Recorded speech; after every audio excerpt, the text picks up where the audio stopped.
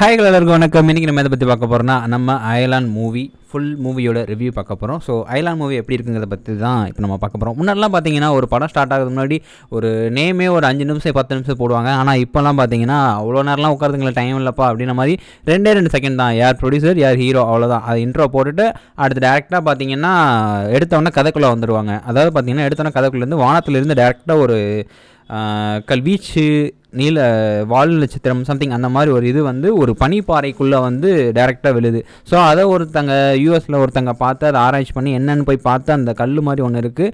So அதை வெளியே எடுக்கிறாங்க.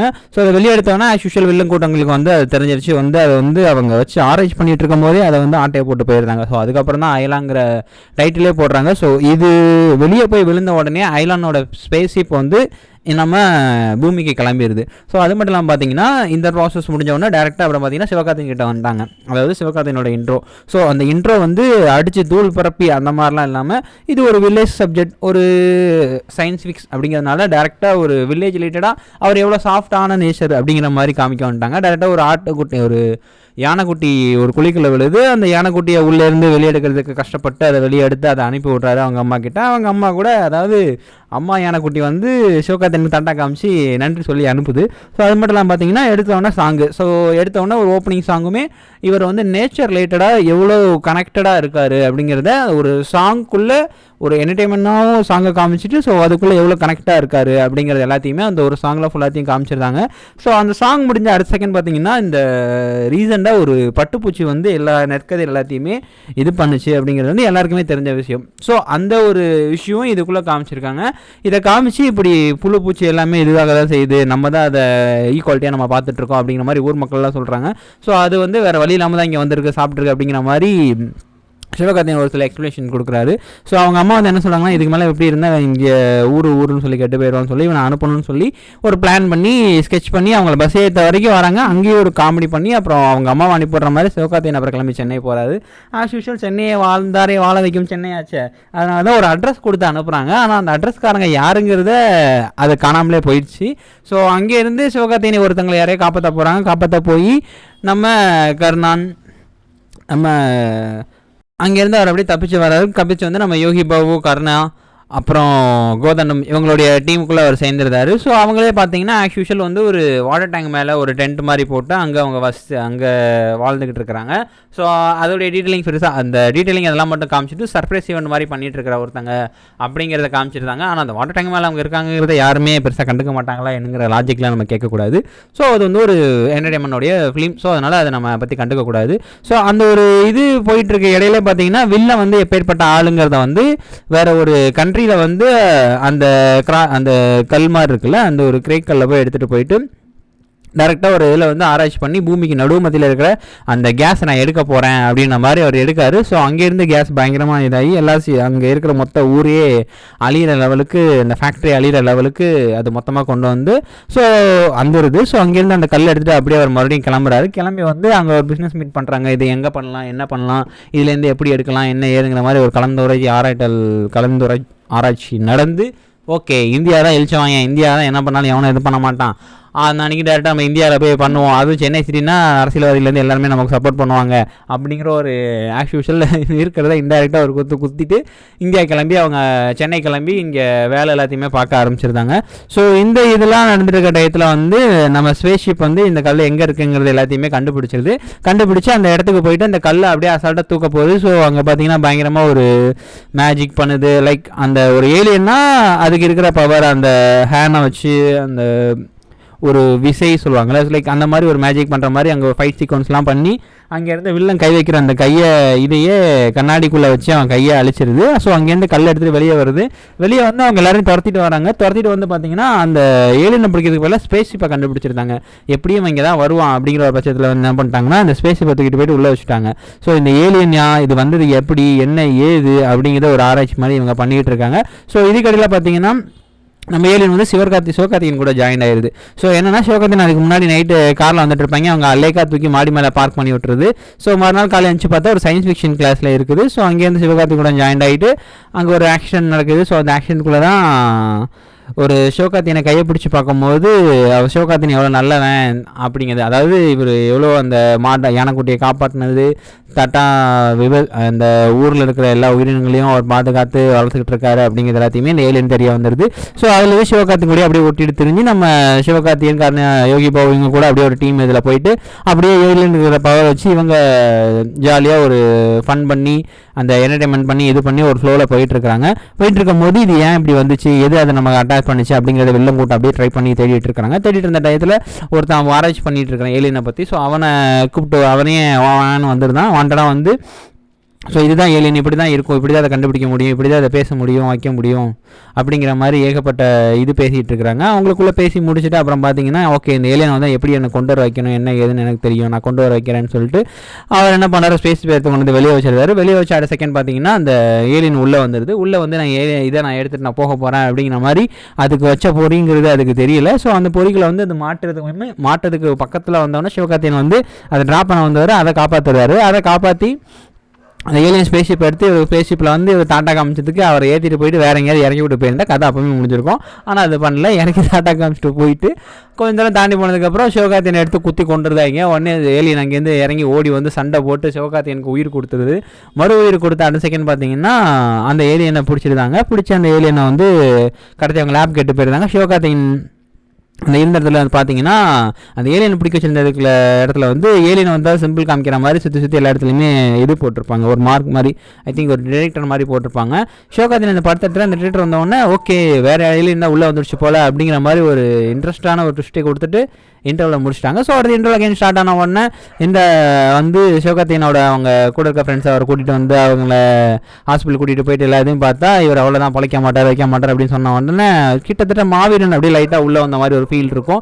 ஏன்னா இதை பண்ணிட்டு இருக்கும்போது தான் அதுவும் பண்ணதுனால ஓகே இது அதுவாக இருக்குமோ, ஒருவேளை இந்த பாதி எடுத்து அந்த இதில் சும்மா போட்டுப்போம், இல்லை அந்த ஒரு நாட்டில் என்ன இந்த இதை எடுத்திருப்பாங்களோ அப்படிங்கிற மாதிரி ஒரு சின்ன கன்ஃபியூஷன் இருக்கும். ஏன்னா ரெண்டுமே நடிச்சது எஸ்கே தான். ஸோ அதனால் இதே பண்ணி நான் அதையும் பண்ணால் நல்லா இருக்காதுங்கிறத அவர் முதல்ல யோசிச்சிருப்பாரு. பட் அது வேறு ஜெனர் இது வேறு ஜெனர் அப்படிங்கிறத மட்டும் நம்ம நல்லா தெரிஞ்சுக்கணும். அண்ட் என்னென்னா யூஸ்வலாக அந்த காயம் அப்படியே அவருக்கு மறைஞ்ச அடுத்த செகண்ட் பார்த்தீங்கன்னா அவர் வந்து ஒரு சூப்பர் பவர் அவருக்கு இருக்குங்கிறதே அதுக்கப்புறம் தான் அவர் தெரியும். ஒரு சின்ன ஃபைட் சீக்வன்ஸ் மாதிரி இருக்கும்போது தான் அவருக்கு ஓகே நமக்கு அந்த ஏலியன்கிட்ட இருந்த பவர் எல்லாத்தையுமே நமக்கு அதை கொடுத்துருக்கோன்னு சொல்லி அடுத்த அங்கங்கே இருக்கிற சின்ன சின்ன நல்லதுகள் கெட்டதுகள் எல்லாத்தையுமே அவர் கெட்டதுகள் எல்லாத்தையுமே தடுத்து எல்லா நல்லதுகளுமே செஞ்சு பயங்கரமாக ஊரில் ஒரு நல்ல பேர் வாங்கிட்டு இருக்க டயத்தில் தான் தெரிய வரும் ஓகே அந்த ஏலியன் வந்து போயிடுச்சுங்கிற மாதிரிலாம் நினச்சிட்டு இருப்பாங்க. ஸோ அங்கே இருக்கிற மற்ற அந்த சயின்டிஸ்ட் வந்து என்ன சொல்லுவாங்கன்னா அந்த கல் வந்து காணாமல் போனவொடனே இவன் சிவகார்த்திகேயன் இந்த இடத்துல தான் இருந்தான்னு சொல்லிட்டு அந்த கல்லை எடுத்துகிட்டு மறுபடியும் வச்சோன்னே இதே மாதிரி இன்னொரு ஏலியன் இருக்குது அங்கே டிடெக்ட் ஆகிருக்கு, இன்னொரு ஏலியன் வந்திருக்குது அப்படின்ற மாதிரி இந்த கேமரா பறக்க விட்டு ஃபுல்லாக சைட் பண்ணி சர்ச் பண்ணி பார்க்கும்போது தான் தெரியுது சிவகார்த்திகேயன் அந்த ஏலியன் அப்படின்ட்டு. ஸோ இதுக்கடையில் பார்த்தீங்கன்னா அந்த வில்லனுக்கு வந்து கை வர விளங்காமல் போனதுனால அந்த ஏலியன்கிட்ட இருந்து அதாவது நம்ம சித்தார்த் ஏலியோ டேட்டோ அவர்கிட்ட இருந்து பார்த்தீங்கன்னா பிளட் எடுத்து இவருக்கு இன்ஜெக்ட் பண்ணுறாங்க. இன்ஜெக்ட் பண்ணோன்னா அந்த கையோட வலி எல்லாத்தையுமே அவருக்கு பயங்கரமாக போயிட்டு ஏலியனோட பவர் இவருக்குமே இருக்குது. ஸோ இப்போ ரெண்டு பேருக்குமே பவர் இருக்குது, இவங்களுக்குள்ள தான் சண்டை போட போகிறாங்க அப்படிங்கிற மாதிரி எல்லாருக்கும் முன்னாடியே தெரிஞ்சிச்சு. ஆனால் ஆக்சுவல் வில்லனுக்கு ஹீரோக்கு பவர் இருந்துச்சுன்னா வில்லனுக்கு அந்த பவர் இருக்கணும், வில்லனுக்கு அந்த பவர் இருந்தால் ஹீரோக்கு அந்த பவர் இருக்கணும் அப்படிங்கிறது தான் ஆக்சுவல் எல்லாருக்கும் இருக்கிற காலங்காலமாக இருக்கிற ஒரு வரலாது. ஸோ கிட்டத்தட்ட பார்த்தீங்கன்னா மின்னல் முரளியில் அந்த மாதிரி தான் இருக்கும், அவருக்கும் இடி அடிக்கும் இவருக்கும் இடி அடிக்கும், லைக் அந்த ஒரு பேட்டர்ன் தான். ஸோ இவங்க ரெண்டு பேருக்குமே அந்த ஈக்குவாலிட்டி பவர் இருக்கும். ஸோ சிவகார்த்திகேயனை கண்டுபிடிச்சி அந்த வில்லன் நாங்கள் வந்து அவங்க கூட ரெண்டு சண்டை இருக்கும்போது அந்த கல் சிவகார்த்திகேயன்லேருந்து வெளியே விழுந்ததை வில்லன் அவன் எடுத்துகிட்டு போயிட்டு அந்த பூமி ஓட்ட போடுற வேலையை அவள் பண்ணிகிட்டு இருக்க டைத்தில் பார்த்தீங்கன்னா அதே அந்த ஊரில் நடக்கும்போது மொத்த ஊரே அழிஞ்ச மாதிரி ஃபேக்ட்ரி அழிஞ்ச மாதிரி காமிப்பாங்க.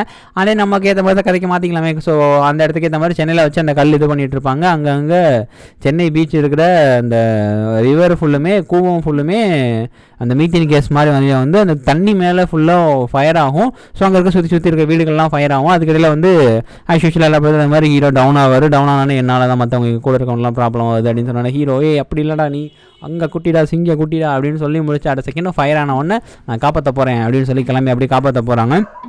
ஸோ அங்கே இருக்கவங்க எல்லாரையுமே காப்பாற்றிட்டு அந்த ட்ரோன் வச்சுருக்க அந்த சயின்டிஸ்ட்டுக்கு வந்து தெரிஞ்சு போச்சு ஓகே அந்த ஏலியன் கிட்ட பேசிட்டு இருக்கும்போது இவன் எவ்வளோ கெட்டவன் தெரியுமா அப்படின்னு மாதிரி ஏலியன் வந்து எனக்கு எல்லாத்தையுமே சொல்லணும்னா சரி ஓகே நான் அவனை கண்டுபிடிச்சி அவனை வர வைக்கிறேன்னு சொல்லி சிவகார்த்திகேயனுக்கு ஹிண்ட் கொடுத்து சிவகார்த்திகேயனை வர வச்சிருக்காங்க.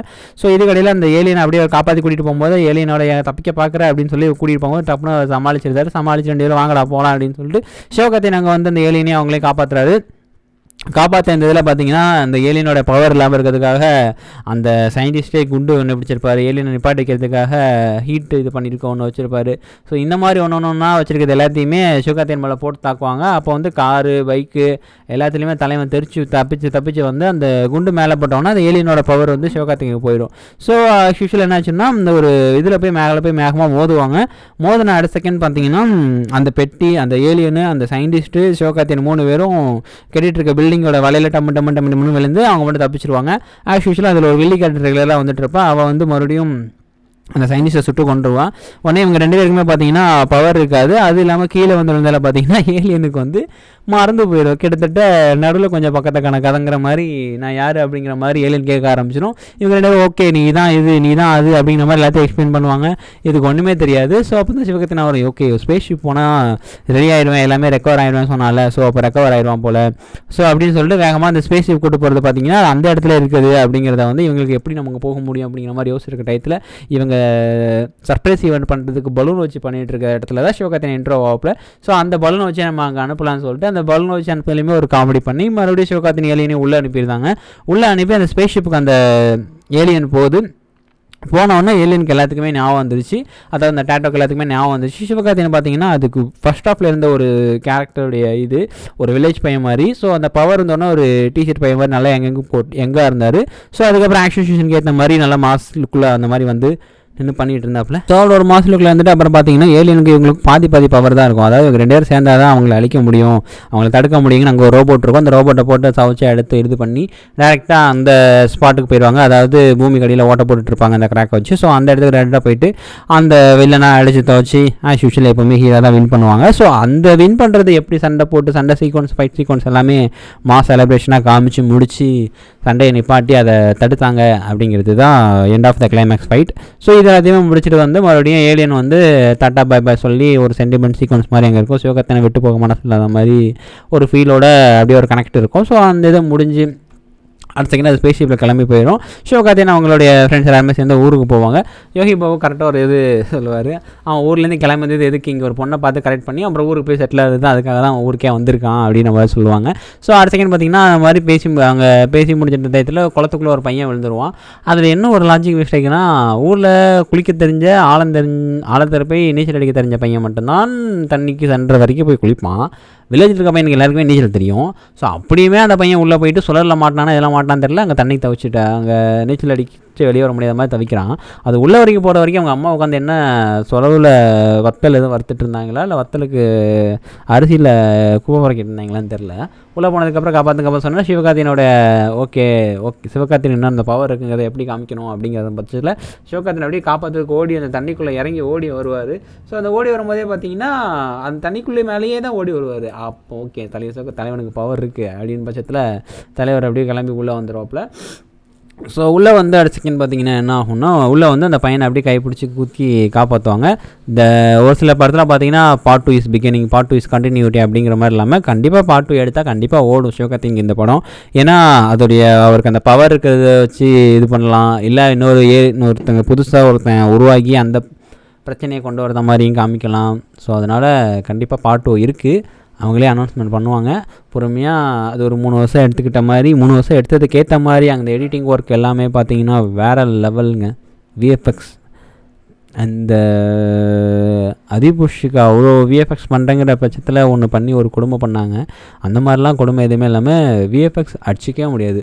லோ பட்ஜெட் சங்கர் படம் அப்படிங்கிற லெவலுக்கு ஒரு பெரிய low budget I think low பட்ஜெட்டில் சங்கர்கிட்ட எடுத்தால் ஒரு 1000 கோடிக்கு எடுத்திருப்பார். ஸோ ரவிக்குமார் வந்து அவர் எடுத்திருக்க 1000 கோடி பட்ஜெட் உள்ள படத்தையே இவர் ஒரு 200-300 கோடிகளையே எடுத்து எல்லாத்தையுமே முடிச்சுட்டாப்புல. ஸோ அடுத்த ஒரு சங்கருக்குள்ள பேர் வந்து ரவிக்குமார் கண்டிப்பாக ஒரு நிலைமை எக்ஸ்பெக்ட் பண்ணுறாங்க.